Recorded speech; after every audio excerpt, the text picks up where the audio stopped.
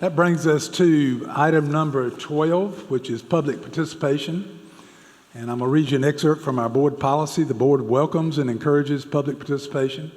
We respectfully ask that you adhere to the procedures and decorum provided in board policy BEDH, public participation at meetings. Your comments will be limited to 3 minutes. Questions asked during public participation and placed in writing will receive a response in a timely manner. I would ask that your remarks reflect the expectations of the community, and we all provide a good example for our students. So with that, I will tell you that we have a lot of people that have signed up, and if you can take less than 3 minutes, that would be appreciated. That'll get us moving along a little bit. The first person that has signed up is Thomas Holmes. Mr. Thomas Holmes. Is Mr. Holmes here? Okay. All right. The next person is Michael Bloom. Mr. Bloom?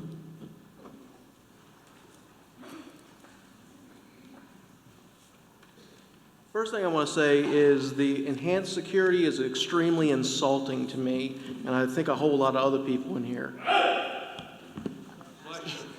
Bless you. And the second thing is, I want to ask everybody that's a member of the school board that if you've ever gotten a campaign contribution ever from a contractor or a subcontractor or janitorial service or anything like that, if you will say today, I will give all that money back and I'll never take another dime. Anybody willing to say that? That's what I thought. Thank you. Thank you. All right, I'd like to ask the audience, our policy that I read, I would like for you to restrain yourself from clapping, whistling, or yelling, and I would really appreciate that. I think the rest of the audience would appreciate that too. That brings us, our next speaker is Kim Murphy.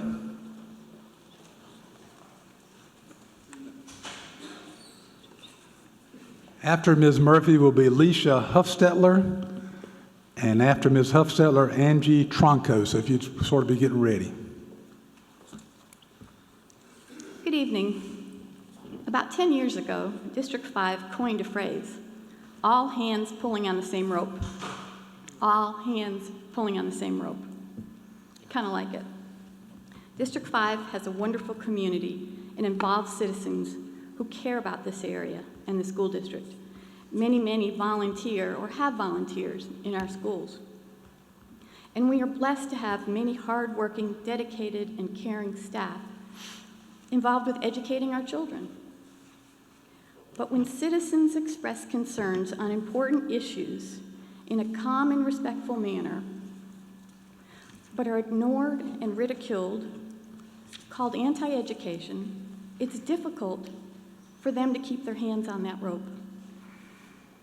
And when there are mistruths and half-truths, and sometimes what appears to be intentional manipulations, policy violations, potential state law offenses, something has got to change. But when you have been involved for years and you see the same thing over and over again, and you see board members threatened for bringing up legitimate concerns, board members thrown in jail in advance of a likely vote against a previous superintendent, and board members sued and voted off the board after bringing up procurement-related violations. Some are here in this audience tonight, including myself. It's almost hard to believe of this great district. I probably shouldn't be speaking tonight, but the good people here, like those in the past, are here and continue to voice their concerns because it is for the community and it is for the children. I urge you all here tonight to please continue to be involved. Stay strong. District 5 and its community really need you. Just imagine if all the hands were pulling on the same rope. Just imagine how great this school district would be. I'm looking forward for that day. Thank you. Thank you. Next, we'll hear from Alicia Huffstetler. After Ms. Huffstetler, Angie Tronco.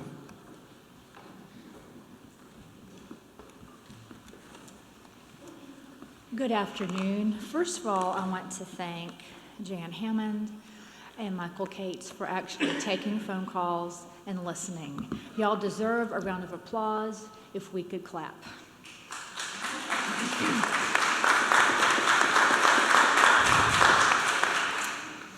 In a June 22nd article in The State, Gantt said that the school will be funded with a mix of savings and loans that don't require voter approval. According to another article on July 13th, Gantt said the new school would open in 3 to 5 years. My question is, why would the school district want to build a new school without voter approval? If the district has more money in savings to spend $1 million on land, why does the district cry wolf about a shortfall every year and vote to raise the tax millage every year, with the exception of certain election years? If the school board has enough money to buy the overpriced land and build a new elementary school, then why are teachers' positions being cut at area schools and thus putting more students into each class, increasing the student-teacher ratio? If the district has this much money, why are the schools toward the Irmo area, the Title I schools, suffering from a lack of resources and support?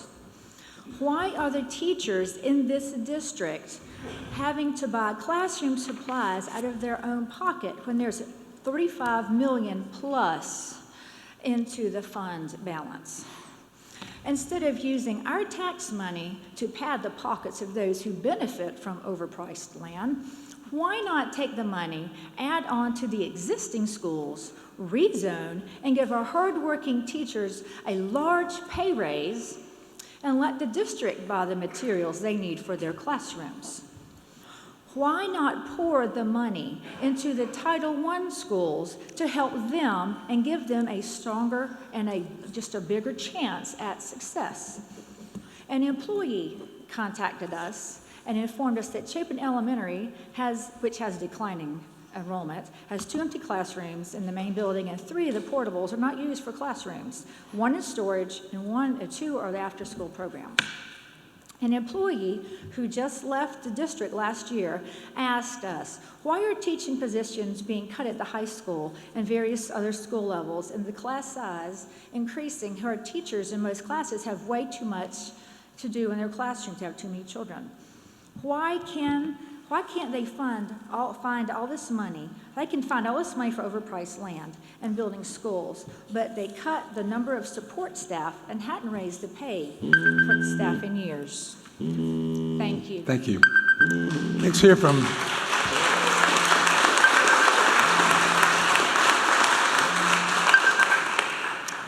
ladies and gentlemen, I really am going to ask you to try really hard. We're having a meeting of the school board in public. This is not a public forum for you to clap and jeer and have fun. Enjoy yourselves, but please respect the fact we're trying to have a meeting. Now, I'll ask our deputies that are here to help me with that. Now, if that's what...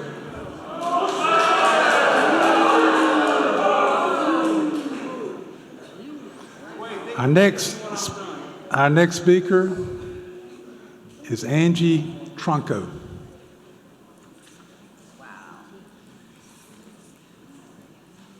Angie Tronco.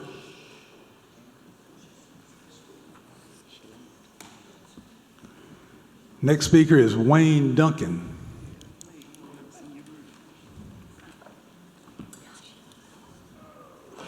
After Mr. Duncan, it'll be Gina Wessinger. Hard for old people to get out of a chair. Hadn't seen you folks in a while. I see some of the old timers are still here spending my money. That's pretty much a normal thing with this group. Mr. White, Mr. Gantt, thank you very much. I was curious, some years back we had a referendum that you folks sold. 2.4 million, I think it was, somewhere in that neighborhood. You sold it on the fact that there were going to be 600 student increase the following year. And as I'm looking at some of your information, it seems to me that over the last 10 years, your increase in students has been 255. This is typical of the way you people do business. Another interesting thing is all these portables that you put over at Lake Murray Elementary School, you can drag them out, put them up, drag them out, put them up. The original plans on that school had space for 4 additional classrooms that were never built. This is supposed to happen with every set of plans that you people approve. And it's amazing to me that you want to pull the portables out so everybody that rides by says, oh my goodness, we got to build some more schools. Another interesting thing is where you build your schools. You normally build them out in the middle of nowhere, like on this Lake Tide situation. All kind of farmland around there. That deal's probably already done because there's a contractor on Long Pine, a developer that's already dropped the pre-stressed concrete in there for housing development. And that's basically what you do. You're pushing developers. And I'm hoping you get a little kickback on that so you get a deal out of it. What you might want to do is let us look at perhaps having some impact fees on developers to take care of infrastructure and additional schools and what have you. And I'll thank you for your time. Thank you. Next, hear from Gina Wessinger. Gina Wessinger. And after Ms. Wessinger, Rebecca Connolly.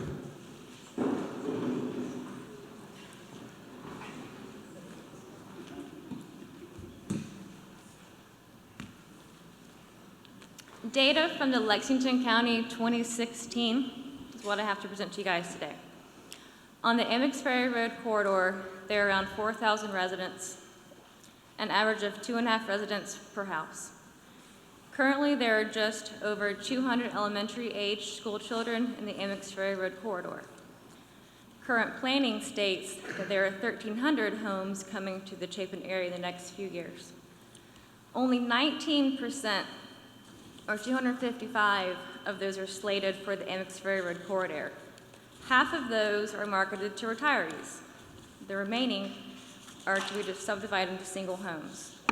The median age of residents on Emmons Ferry Road is 50 years and aging. Based on current Lexington County statistics, where will the students for the proposed school be coming from? Logistically, it doesn't make sense. Students would have to be rezoned to the proposed school from Old Lexington and Wessinger, increasing congestions. How will this resolve the overcrowding at Lake Murray Elementary School that we currently have? Thank you. Thank you. Next, hear from Rebecca Connolly. And after Ms. Connolly, Kieran Larrabee.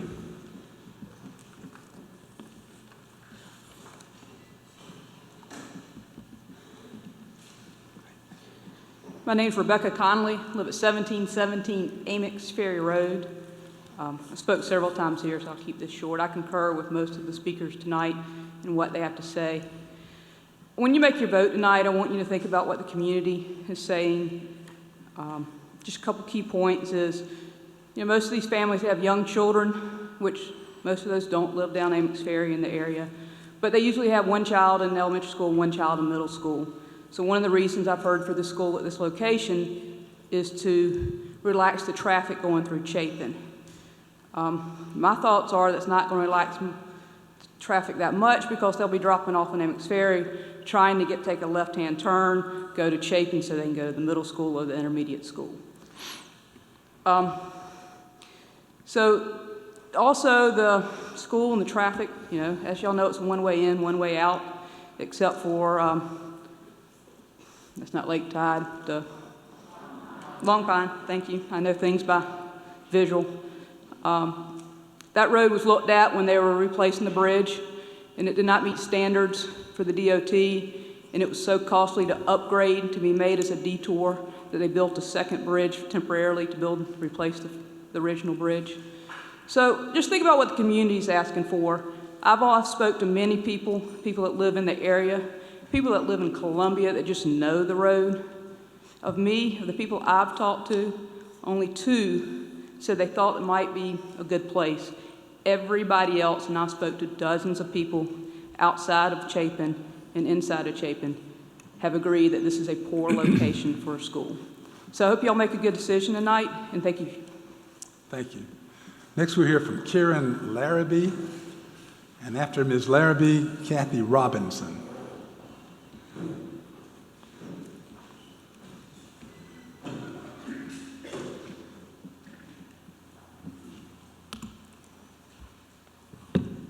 Good evening. Before I begin, I do want to let you know that I am a retired teacher. I am very pro-education. I have a granddaughter who graduated from Irmo High. I have a great-grandson currently in LR5 schools. But I am also, and I am very much pro-education, no doubt about it. I am also very much pro-logic, pro-safety, pro-common sense, and pro-fiscal responsibility. With so many less expensive, safe options out there, it seems most irresponsible to vote yes to buy this property. Tonight, I'm not going to repeat all the facts and figures you've heard numerous times, but want instead to share some parental guidance. My parents taught me many valuable life lessons. One was that just because you can doesn't mean you should. I was taught to make a list of pros and cons for all major decisions. When I did this for the Amex Ferry property, you know what? The con list was endless. And I know you know what was on that list. I know you're smart. You know what was on that list. The pro list, empty. Not a single pro could I find to put on that list. I couldn't think of one single thing. It is not a good place to build a school, okay? It just isn't. So I go to my backup plan, as I was taught. But what is your backup plan? There were no backup plans. We have seen no board comparisons of any backup plans, be it other properties that you looked at or any other numerous options, such as building onto the school, using the property that you've already bought, rezoning students without having to build a school. They're out there. You know what they are. But we haven't seen or heard about them. Still not sure? I was told not to rush, to take my time, sort it out. Time might just divulge the right decision to make. Perhaps you need more time. No? Well, I was taught to know the difference between a want and a need. You might want that land, but I, for one, can't figure out why based on that pro and con list. Plus, there has been no proof of the need. None, no proof. The numbers don't show it anywhere. Believe me, we, the taxpayers, don't need to pay for a want. So that brings me to one last thing my parents taught me, and that is that sometimes the right thing to do is to just say no. Tonight, I am asking you to think about safety, to think about those pros, or lack of pros, and that list of cons, to think about wants versus needs, to think of responsibility, fiscal responsibility. Think of your constituents, the community, the people behind me. Think of them, think of us. I thank you and ask you to do the right thing tonight and vote no. Thank you. Next, we'll hear from Kathy Robinson. After Ms. Robinson will be Charlie Wessinger.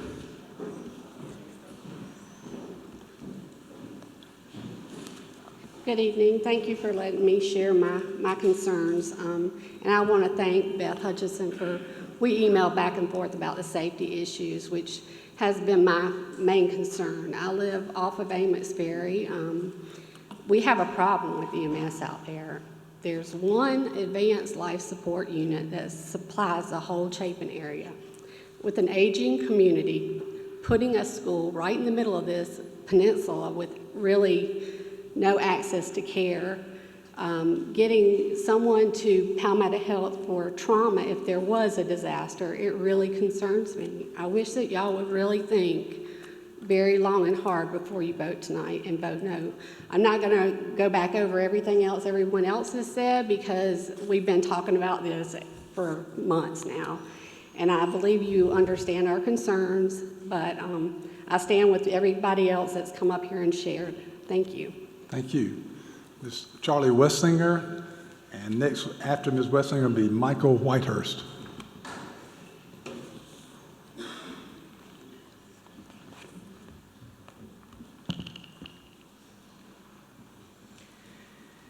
Thank you guys for coming out tonight, and thank you, board, for listening to us. So you do say that we need to build a new school due to overcrowding. However, there's only one school it seems to actually be overcrowded, and that's Lake Murray Elementary. Chapin Elementary School does have a couple of empty classrooms, and as Ms. Hofstetler said earlier, we know that some portables are used for storage, as well as after-school programs and special programs. I still don't understand why the word rezone is an evil, horrible, bad word to District 5. There are schools toward the Irmo area that have hundreds of spaces open for enrollment. I realize nobody wants to be rezoned, but that is a great way to relieve the overcrowding at Lake Murray Elementary. I've had quite a few district teachers and employees tell me to keep going, to keep pushing. They're cheering us on, that they are terrified to come and speak up because they are scared of retribution. They don't want to lose their jobs. A number of them are saying, I'm just holding on to retirement, I only have a couple more years. There's another few people that are just hanging in until the Terry program ends next year, since they've already retired once. You say that within 3 to 5 years, you'll have this elementary school built through funds that you've saved or some potential loans, again, that you don't need a voter approval for this school. We have schools in the district that aren't the best. District 5, Lexington-Richland 5, has some wonderful people. They have wonderful schools and wonderful students, but not all of those schools live up to the same expectation that you have put on other schools in the district. So when we look at the Chapin schools being the great schools of the district, what happened to the other schools that used to be great? If you rezone students, you'll have more FTE funding to go toward those schools with lower enrollment, you'll have more resources, and you'll have greater diversity in those other schools as well. We can't forget about them. Those children are just as important as everybody else in the district. There are 830 signatures now on the petition, on the Save Amex Ferry Road petition. They're against the school site proposal on Amex Ferry Road. As we've stated many, many times before, it's not a safe location for a neighborhood school. Children walking to school or riding a bike will get run over. I urge you to listen to your constituents. We care about our community, we care about our children, we care about the students, and we love our district. We just hope that you will vote no for the school site on Amex Ferry Road because you care about the children and your constituents as well. Who would like the list? Thank you. Well, next hear from Mr. Michael Whitehurst. Who would like this? Ms. Coggins, thank you.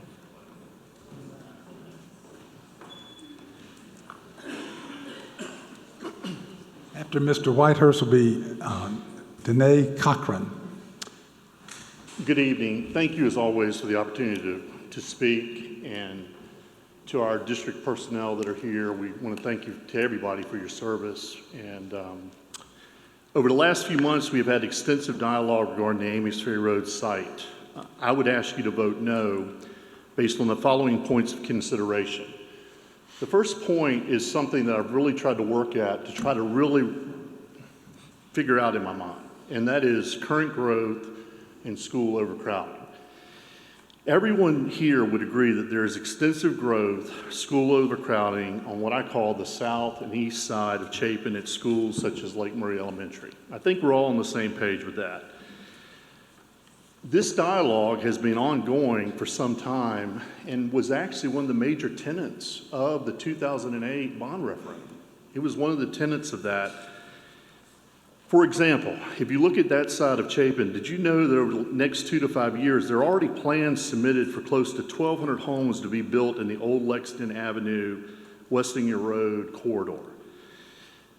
The biggest question I have is, does an Amix Ferry Road school on the west side of Chapin truly solve that issue? Because aren't we trying to solve that issue?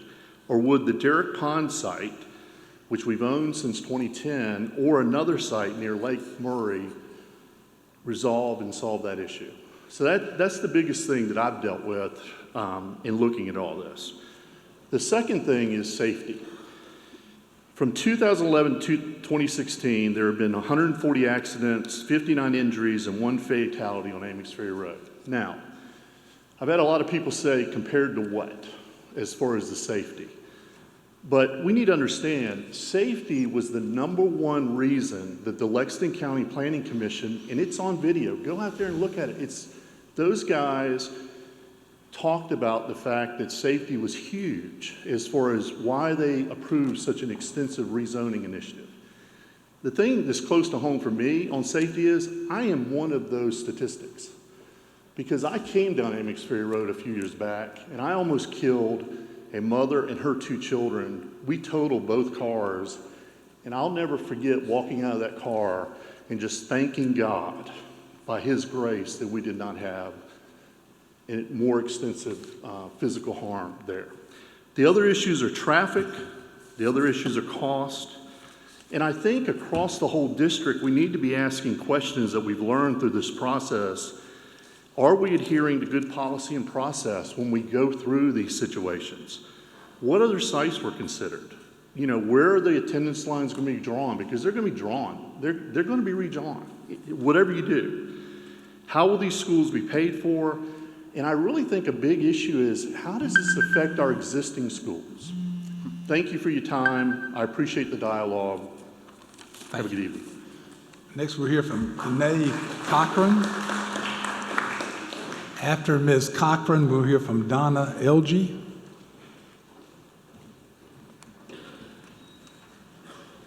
Good evening, and it's Dana Cochran. I know Dana. it's spelled differently, but it is Dana Cochran. I'm here tonight as a former educator as well, and as the parent of a child that is an educator in Lexington too. My concern is the expenditure. I've heard several people here say that you don't need our vote to approve this because you already have the money. It's money that's not being well spent because it's in an area where you are going to have to rezone, you are going to have to bus students in. And even if you have the money for this expenditure without our vote, you're going to need money for other things later, including teacher salaries. My son is a bachelor, and he struggles. He still, at 30 years old, will on occasion call his parents and say, hey, I don't have the money to pay for this. Can you guys help me? And I'll pay you back later. Our teachers need better salaries. They need better resources. They need better benefits. We need to take care of those that are educating our children. The second thing I want to talk about is safety. Amix Ferry Road is not a safe road. After they repaved it and improved it, people actually have started driving faster down Amix Ferry because there are no bumps. And part of the improvement was to give us a wider road, but now we have no shoulders. And over the past year, I have seen 2 vehicles that have veered off the road and did not have enough of a shoulder to get back on the road and actually ended up in the ditch sideways. Another vehicle flipped recently, and a young man fortunately wasn't hurt terribly bad. But it's just not an appropriate place to build a school, nor is it an appropriate place to spend money at this time. So I hope that you will seriously consider the students that you're going to have to rezone and send to that school because they're going to have to get up earlier, drive further, and be on an unsafe road. Thank you. Thank you. Next, we'll hear from Donna Elgie, and after Ms. Elgie, Danelle Hudson.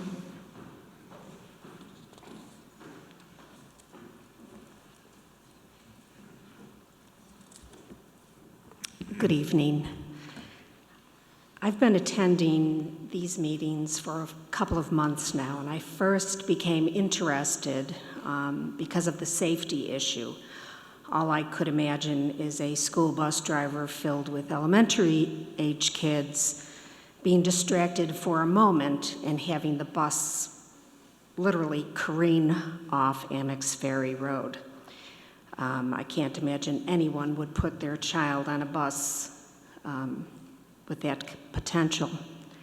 Anyway, the same questions and the same confusions and the same lack of answers have persisted from the board and the superintendent ever since these meetings began or since I started attending.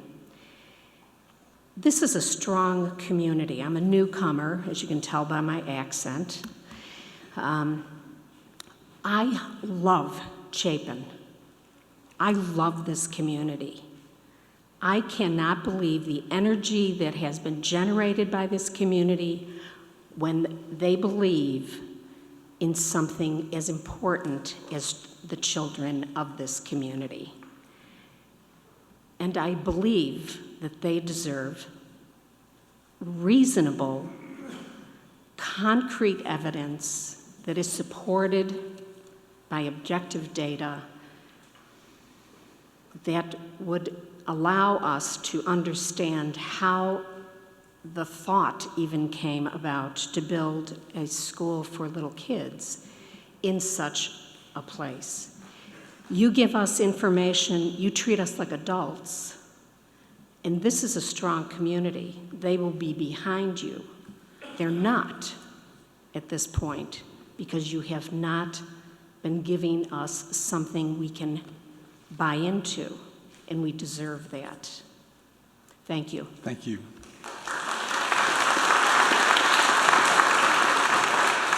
Mr. Darrell Hudson.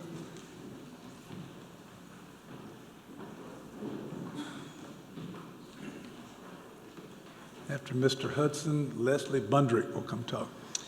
Hey, I'm Darrell Hudson, and I am not speaking for County Council. I'm speaking for Darrell Hudson. I'm County Councilman, District 3 in Lexington, South Carolina. First of all, I want to thank you for running for school board.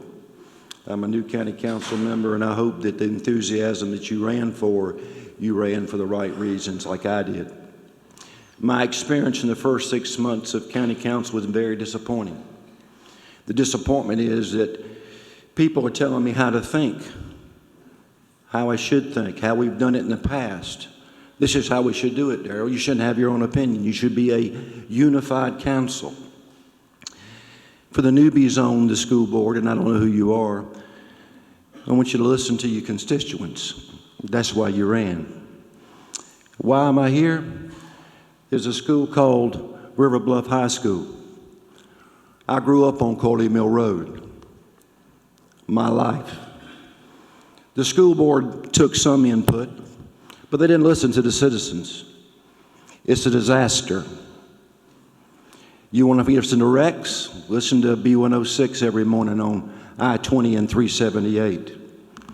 And in my opinion, that's what you're creating in Chapin. When you build that school, you're going to bring more and more traffic.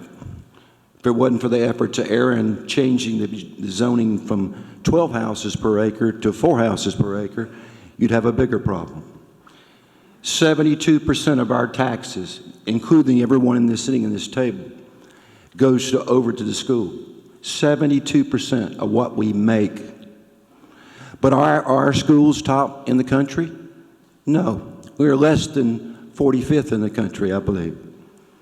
I think what the citizens want, and I'm speaking for me, I don't care if you teach them in cardboard. I don't care if you teach them in brick. I don't think the parents and the new parents care. They want the best teachers and the best technology. They don't care about the Taj Mahals. That's my opinion.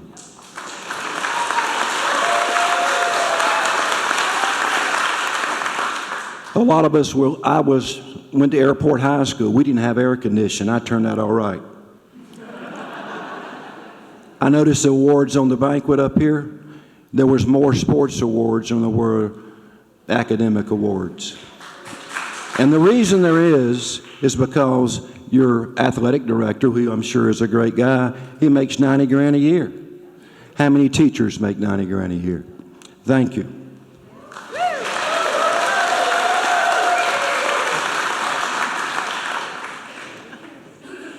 Hear from Leslie Bundrick. Next, after Leslie, Darrell Keene Jr.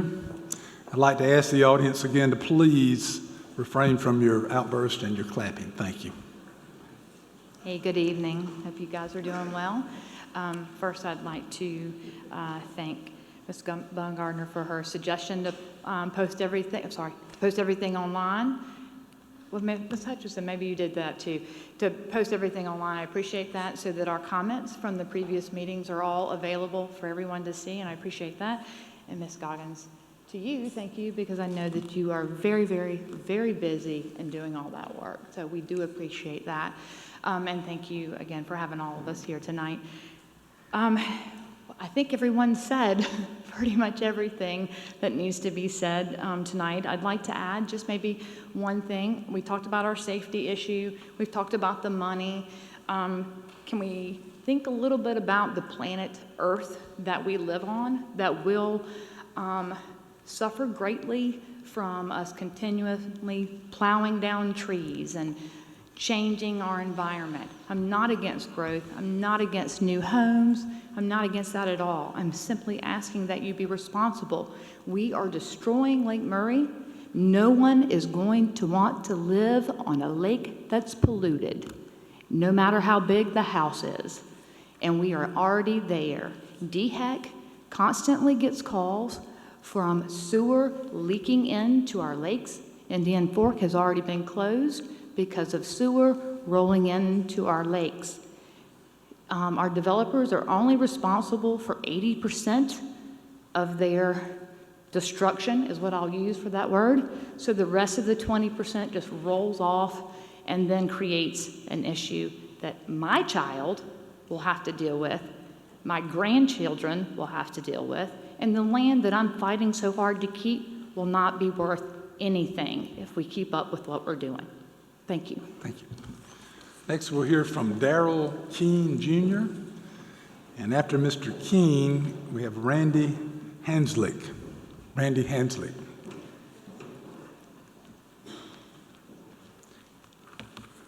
First, I'd like to welcome all of you. I'm actually a graduate of class of 2015 from Chapin High School. I would just like to take a moment to read a Facebook post from Saturday.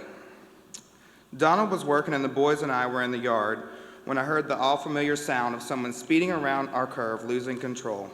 I told the boys to get in the house, Donald to come home to help me. I ran down to make sure the driver was okay. Y'all, seriously, this happened, and please don't take your eye off the road. This happened right at the end of my driveway. Don't be texting, drinking, or anything else. Luckily, this guy somehow walked away with his life after being airborne and flipping as many times as he did. He could have killed himself or me if I had been gardening down there. This is the number one reason we built as far back from the road as we did, being as our kids will never be allowed to ride their bikes down the road like Donald did as a child, because there's too many people driving while intoxicated or just speeding around this curve like it's a NASCAR turn. And they want to put a school at the end of this road. No, children will not be safe walking to the school. And I just want to have all of you know that this accident occurred not even a half of a mile from the new proposed location of the school, and it is not safe. Kids will never be able to walk to school. Thank you. Next, hear from Randy Hanslick. Mr. Hanslick. After Mr. Hanslick will be Lee Stoner.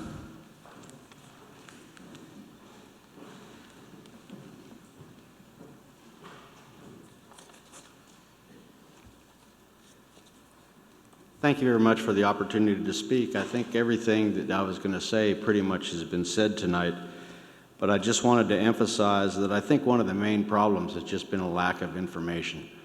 I'm a relative newcomer here with my wife. We've tried to understand the issues here, and basic questions like how many students are going to be impacted by this, how many children. Until somebody spoke tonight, no information like that's been made available. And it's hard to believe that there's been a real diligence in the process when basic answers to basic questions haven't been provided. And I just think it's very premature to vote yes on the issue, and that it ought to be like postponed forever or vote no. Everything else has been said. Next here from Lee Stoner, and after Ms. Stoner, Mark Ebert.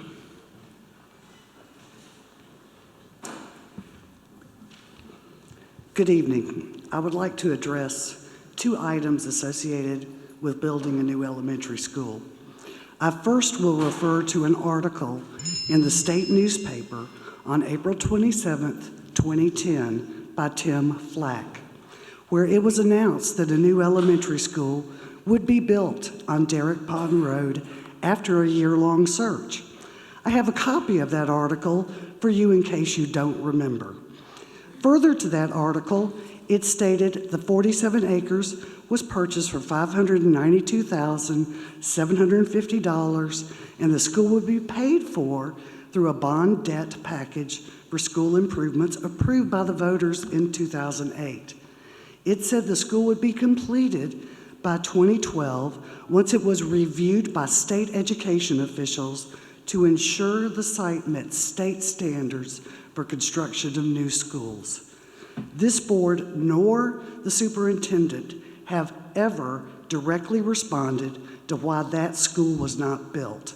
So I ask the question, is there an issue that would prevent you from building a school on that site today?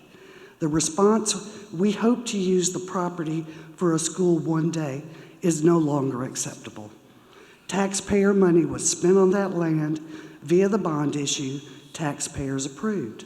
The taxpayers deserve a response more than, for example, it depends on what the definition of is. My second point is to the safety of the children you would have attend the school built on Amix Ferry Road. There is no denying Amix Ferry Road is not currently designed to allow the increased traffic that a school would bring. The statistics since 2010, you've heard them all, 140 accidents, 59 injuries, and 1 fatality. Statistical analysis would indicate this number will increase if a school is built on this road, and the number of vehicles traveling it will increase from the current 9,400 cars per day.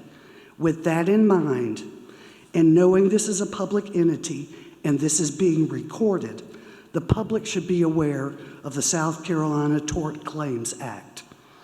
That can limit liability to $300,000 per person, $600,000 per occurrence. However, a court case that was resolved in 2011 at the Supreme Court involved, that case is Boyder versus the South Carolina Department of Transportation and South Carolina Department of Public Safety. This redefined occurrence based on the number of negligent parties involved. Know that as a parent of a child injured or killed on Amix Ferry, where the correlation can be established, they can collect more, up to $1.2 million in the Boyder case. One final comment, consider your decision carefully. You are our representatives, not our leaders. Thank you, Ms. Stoner.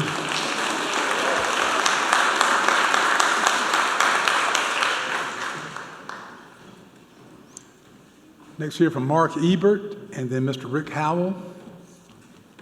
After Mr. Howell will be Judy Ruff. Judy Ruth. Good evening.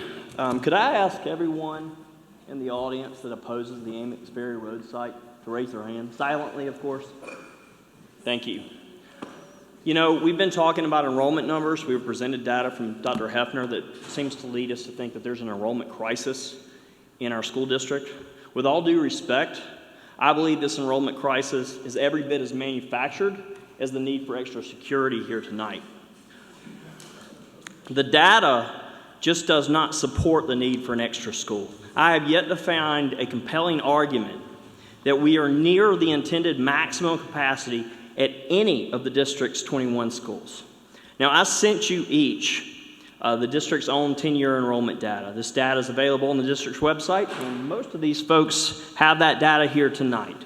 I thank you for those of you that responded, and I do appreciate that. I want to go over a couple key points.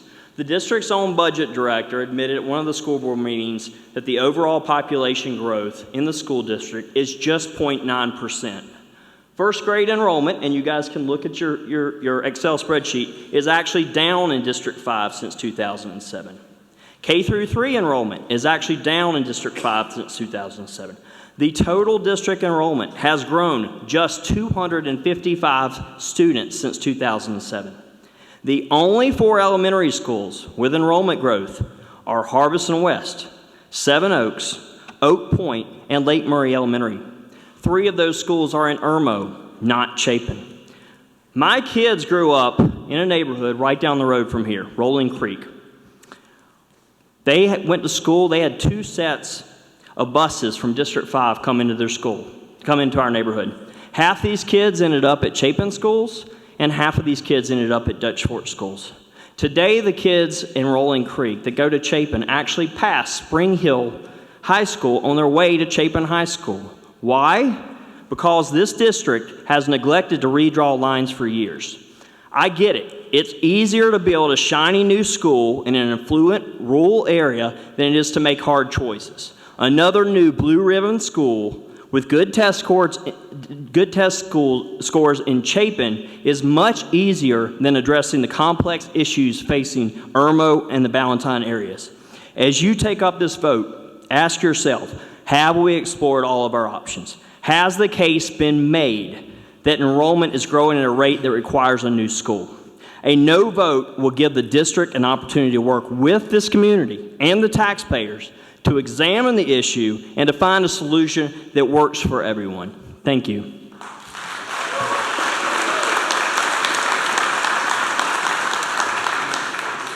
Next, hear from Rick Howell, then Judy Ruff. Mr. Howell. Mr. Chairman and members of the school board, back in 1794, there was an individual in a group. Peter Shumpert and others traveled 9 miles to go to church. They made a decision that they would develop a church, and the church was granted approval by the state to be incorporated. And a church was built in Pineywood.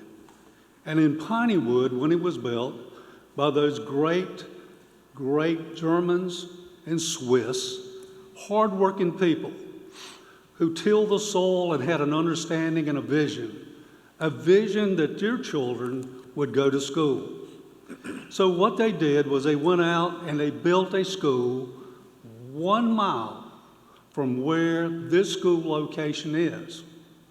And as they built that school and those kids attended those schools, they went right down Amix Ferry Road, which was a dirt road at the time, and they built another school. And that school was known as Pine Ridge. Saxe-Gotha is all of the schools that we have. We're the only area in Saxe-Gotha that does not have an elementary school. Before someone says, how about safety? Let me share with you that I have a degree in fire and safety engineering, and I do understand safety. It's 13.1 miles from the end of Amix Ferry Road to the drop-off of the bus for the elementary school. That means that twice a day, kindergarten, first graders, second graders, third graders, fourth graders travel to that location to be dropped off. From the location that we're talking about on Amix Ferry Road, that road is 4 miles from one location to the other location. At no time has any of the statistics shown to me what the impact of the new bypass moving traffic off of Amix Ferry Road is going to have. Nor have I seen any concern in reference to the new outlet that is on Amix Ferry Road Not one person has stood up here tonight and mentioned that.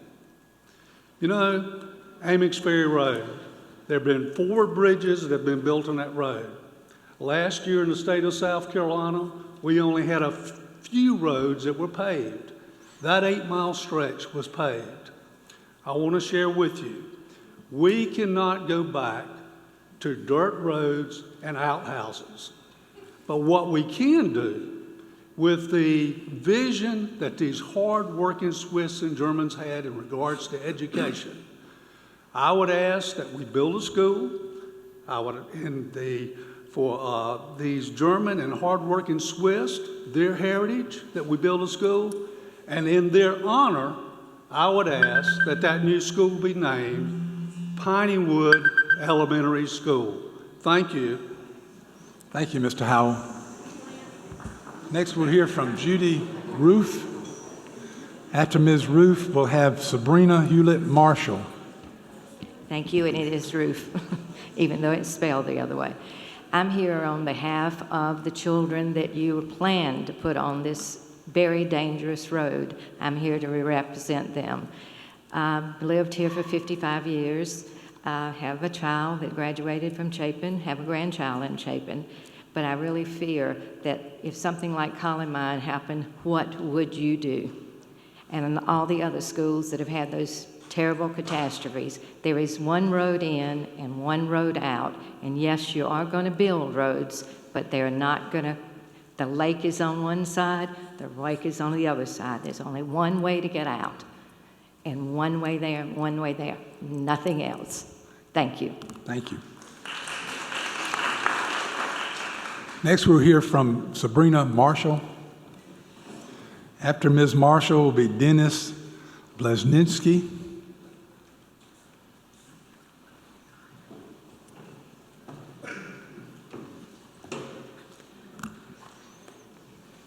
I have to admit, I'm a little nervous because I have a somewhat unique perspective. You all are all my bosses. I work for District 5. My mom has been your most rockin' German teacher ever in the district. And I currently have an amazing principal, Mr. Riegel, at Irmo High School. But I'm also a Chapin resident. And I know that you've heard tonight many different perspectives and reasons on why you shouldn't build the school. And I just hope that you're open-minded enough to remember that people are just a little wee bit irked because they just want a different location. I think also that it's the taxpayers' money and it's kind of their piggy bank that you all are spending the money for the school from. So I really still like working for you though, so just keep that in mind. But I think the safety issues for the children are definitely a major concern. My younger daughter just got married and will probably have children in a few years. I'm sure they'll probably go to Chapin. So if you can just kind of keep that in mind, that'd be great. Thank you. Thank you, Ms. Marshall. Next, we hear from Dennis Blazinski. Dennis, you can correctly pronounce, and I'll stand to correct it. It's pretty close. Blazinski. Thanks for the opportunity to speak here, Chapin resident. Just for the record, I'd like to make sure I understand. The District 5 board members, none of you live in the Chapin area, is that correct? And that only 4 of you actually represent or can get voted on out of the Chapin area, is that correct too? Okay. I want to get I support everything that I've heard here tonight, and I hope you're all listening real close, because you got a lot of people out here that are very interested in the outcome of this. But I've got a couple of, I guess, more in-depth questions I'd like answered. Number one, you have a fiduciary responsibility to the citizens, the taxpayers, and their money, and how it gets spent. Okay, that's part of the job you got elected to. So you do have that responsibility. And what I'd like to know is a public statement made that none of the board members, including the superintendent, have any relationship with the proposed property owner or any real estate representatives or developers associated with this proposed purchase. And put it in the record someplace. I'd like a public statement on that. I'd also like to know, is there any dollar loss commitment that has been made to the property owner if legal action causes this deal to collapse? I'd like to hear about that. Lastly, I guess it'd be interesting to find out how many appraisals of the proposed property site have been made and who selected the appraisers. And were they independent appraisers? So I put that in the record, and you can respond however we get that out there. But in good conscience, you have to believe, based on everything you've heard, how dangerous that road is. I travel that road. And to put our children at risk is the responsibility of every one of you. So please keep that in mind. And I would absolutely like for you to vote no, and at the very least postpone this decision making, because I don't think you've thought this through really well. Thank you.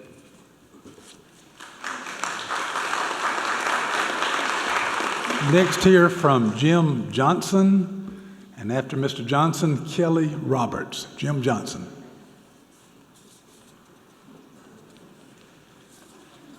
Thank you for your time, board members. Greatly appreciate it. They've said, everybody that's talked before me have said pretty much how I feel and everybody else. And all due respect, I was lucky moving down here with Dad's company in 1969. I've been out Amix Ferry at the end of lake tide since October that year. And then after I got married, local girl, we ended up moving down, and I'm still at the end of lake tide. It feels like heaven. Again, it's happiness. Everybody is wonderful all the way out. And yes, it is dangerous. I'm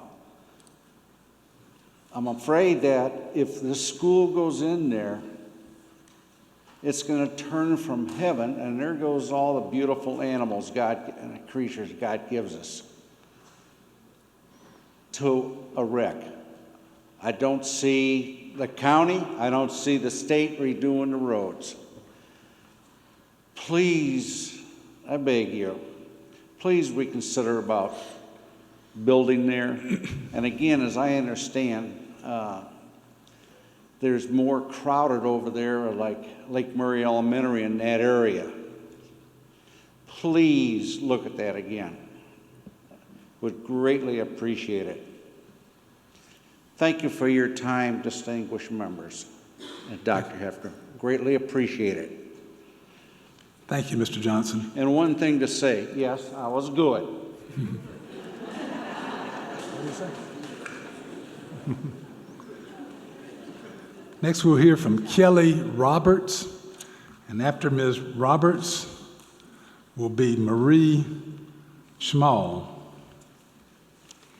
Hi, I just want to thank you all for giving us the opportunity to voice our concerns and our opinions and being very tolerant of the clapping and the excitement that we do have.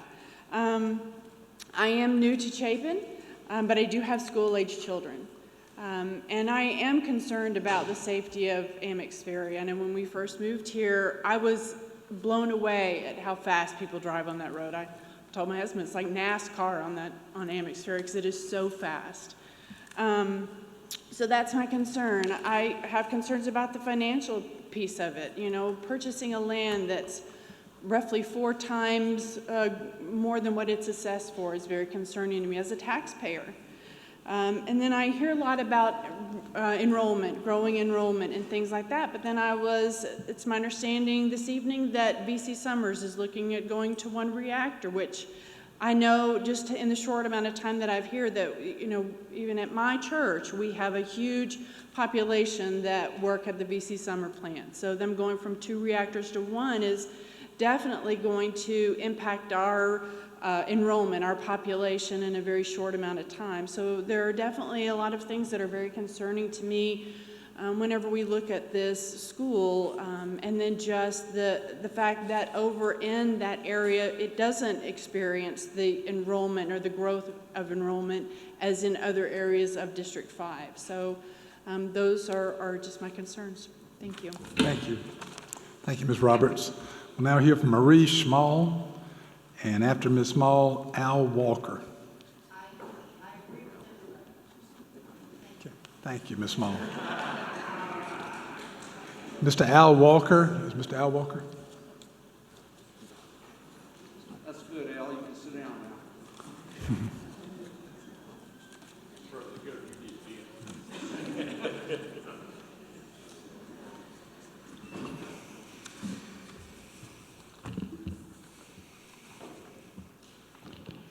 Not a one of us in this room would disagree with the fact that change is difficult. It's a challenge for everybody, but it's inevitable. It's going to happen. And you got to appreciate the passion that I know all of you do, that all of us feel with this particular change. I'm a huge believer in civil discourse. I looked at a website recently that I recommend to everyone in this room. It's entitled MakeAmericaCivilAgain.com. Great website. Done a little research that has created a couple of questions I'd like to ask you to consider. First, I was told that there were about 700 folks who have signed the petition on the Save Amix Ferry website. There are about, I've heard numbers from 4,000 to 4,900 to 5,000. I'm not sure anybody really exactly knows how many people live between Chapin and the end of Amix Ferry Road. If all 700 of the petitioners lived somewhere on the peninsula, that is still only 14% of all the residents out there. However, we know that the number is really less than that because our own daughter, who doesn't live on Amix Ferry Road, signed the petition simply because a friend had asked her to. How many others like her own that petition? Is this a fair representation of all of us out Amix Ferry Road? Second, when I looked at the emails on the site, 60% of them are from people outside of Chapin, such as people from 15 other towns in South Carolina, not including Chapin, 10 other towns in North Carolina, 5 towns in Georgia, 2 towns from Florida, Texas, and New York, and emails from people in 11 states other than those that I have just mentioned, for a total of 16 states, not counting South Carolina, from where people have sent in emails. Not to mention the 25 comments that were signed anonymously and 12 that just said they were from somewhere in the United States. After my dad and brother bought 250-acre farm in the late 50s up in Chapin, our children and grandchildren live here. We've been here. Jimmy Deaton and I used to ride all over Mr. Timberlake's farm and around this area when we were kids. The growth since then has been phenomenal, and you never heard one word out of us when all these developments started going up. Our attitude was never, now that I'm here, let's pull in the ladder so no one else can get in, like I feel like I'm hearing now. No, we welcomed everyone into our churches, our businesses, our homes, and our schools. None of that growth that has occurred was because of a school being built anywhere near us. To me, all you're doing is providing better schools for the multitude of people who have already moved here. Will there be more growth? Of course there will be. There are 12 for sale signs on Amix Ferry Road right now, and I know of 2 tracts of land that are for sale that don't even have signs on them. You're not the one causing this problem. The growth started long before you all even thought about putting a school on Amix Ferry Road. It's only going to increase. Businesses, apartment complex, and subdivision developers are vying for property on Amix Ferry right now. I prefer a school over these other options. Change is going to happen. Mr. Walker, how we change is up to all of us in this room. I encourage you to vote in favor of this. Thank you. Next here from Charles McClendon, Mr. James Burns. Mr. Charles McClendon.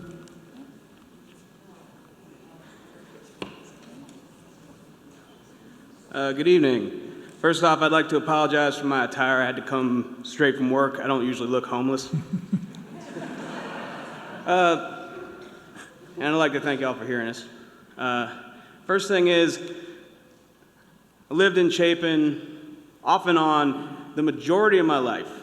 I went to District 5 schools for the entirety of my public education, class 2001, go Eagles. I live less than a mile from this site.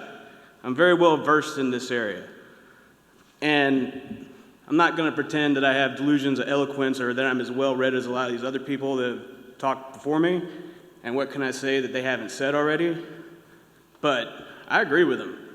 And this is my opportunity to come tell y'all I'm against it for the traffic, the safety, the money. Let me put it to you like this. When I started high school in this town, that curve just beyond the site was called Chicken Curb. It had another name. It was a little more vulgar because of the chicken house that was off of it. There was a smell. By the time I graduated, so many cars had flipped off of it right in front of that house that a young man was talking about that people in my school were calling it Dead Teenager Curve. All right? Every year during the winter, I used to leave early in the morning. I'd see cars in the ditch. I'd see them before even first responders would get there. My cousin ran almost into the water off of Amex Ferry Bridge, or excuse me, Bear Creek Bridge. Basically what I'm saying is, this is my 2 cents. I'm giving it to you. I'm against it. And that's all I got to say. Thank you for your time. Next, we'll hear from James Burns. And then I'm going to check again. Is Thomas Holmes here? Thomas Holmes? Okay. Mr. Burns. Thank you for allowing me the opportunity to speak. I think I come with a somewhat unique perspective because there have been times I've come in front of this board and have said, why aren't you doing this in Chapin?